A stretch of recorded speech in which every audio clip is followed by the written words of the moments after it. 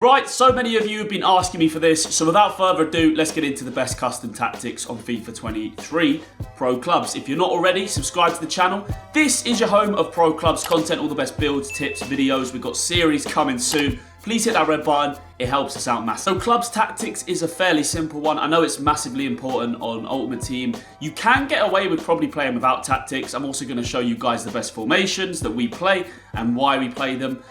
They've kind of been similar for most FIFAs. This FIFA's a bit different with the 5-2-1-2 and the 4-1-2-1-2 still being our preferred. But honestly, the new lengthy builds make defending just weird. 1 minute it's easy because you can catch everyone, and the next minute if they're gone, I mean they're gone. Like if you have a lengthy striker running behind, there's nothing you can do.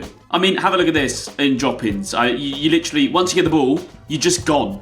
And I'm 6'2". My build is on the screen in the top right now. It is also linked in the description. It's a ridiculous build. It's crazy. It's the first FIFA I feel like you can play tall and actually be fast. And yeah, once you get running, you're moving like a horse, boys. So our first setup, we're going to be looking at 4-1-2-1-2. We play the narrow formation, not the wide, because we just don't really feel like we need the wingers in the formation. We normally play with 3 to 4 players, a striker, and any who also occupies the striker position. So these two, a Cam, Esposito,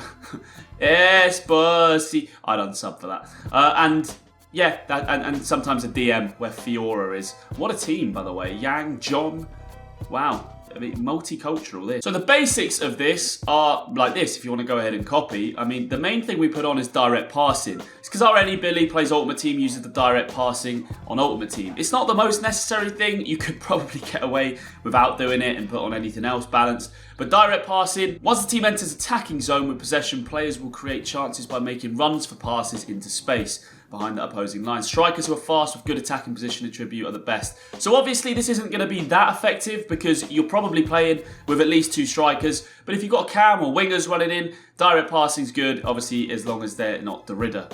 But they probably will be. Is Derrida on this game? Can you get a Derrida? If you can't, I'm out. 4-1-2-1-2 narrow, direct passing. And instructions, I mean, it's kind of up to you with the instruction side of things. We tend to put our fullbacks on stay back while attacking because it just gets annoying if they pop up and then you just leave 2 centre-backs back. The other team's got 2 strikers, they can fly forward. So both of our defenders, both of our right and left back have the stay back whilst attacking. Everyone else is pretty much the same. Those front 3 are occupied obviously by us all the time, and occasionally the Fior, the CDM will be as well. I don't like to put stay back while attacking for Nielsen and Yang because, I mean, the thing is sometimes you want to help build up the play. Like if you're playing against another team that are quite decent, there's 4 of them, they're going to mark you out the game. Sometimes you need to go backwards to the CPU play, and that's where a good any helps. Like if you have a good any, it's massive because they're going to realise that you can't just keep going to the striker's feet because he's just marked. So play backwards, keep the ball, recycle it. So for that reason, I don't really like to put stay back and attacking on any of the other players. I mean, obviously the centre-backs do, but you see this Nielsen. This system is so annoying. Balanced, okay? Nielsen's balanced on every, well, he's balanced on every, he's just a balanced guy. I can't select Yang, this is so annoying. Yang, the exact same, you can see, balanced attack. We have 2 different settings, okay, 2 different presets. The second one is one we maybe would switch to if we were in the 90th minute or 80th minute and we needed the ball, right? We're drawing 2-2 and we're in a record club, we're trying to win the game, or we're 1-0 down. Not that we've ever been there in our lives, we're absolute geniuses of the video game. But no, okay, so like if you needed a goal, you could switch to this custom tactic, which basically is the same formation setup, but we have constant pressure. Constant pressure tactic will put high pressure over opposing players on the field. This tactic may leave your team vulnerable though, as your players become increasingly fatigued, leading them to be pushed out of position. But obviously if you just push them for the last 10 minutes, a lot of teams on FIFA nowadays get the ball, switch the ball to the any, switch it back and forward to the fullbacks, and it's the worst thing in the game. It just is. It sucks. I hate it so much. So yeah, this will obviously constant pressure allow you to pressure and get the ball back. Pretty obvious.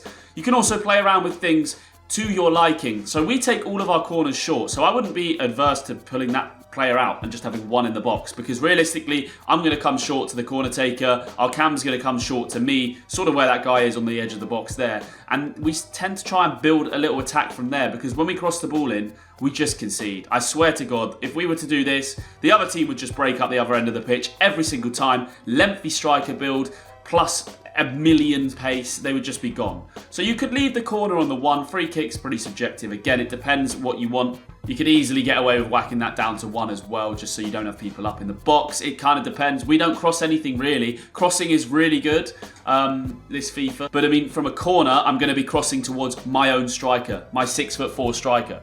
You know, I'm not going to be crossing to Yang. Sorry, Yang. You know, if you really wanted to go gung-ho on this, you could put fast build-up tactic on. But again, you're going to be the one passing the ball in any, I'm assuming, so it doesn't really matter. Long ball, quite effective as well, this FIFA. There's options to use. We just would leave this personally on balance and rely on our any to try and dig us out, win the ball back with the constant pressure in a 1-0 down situation.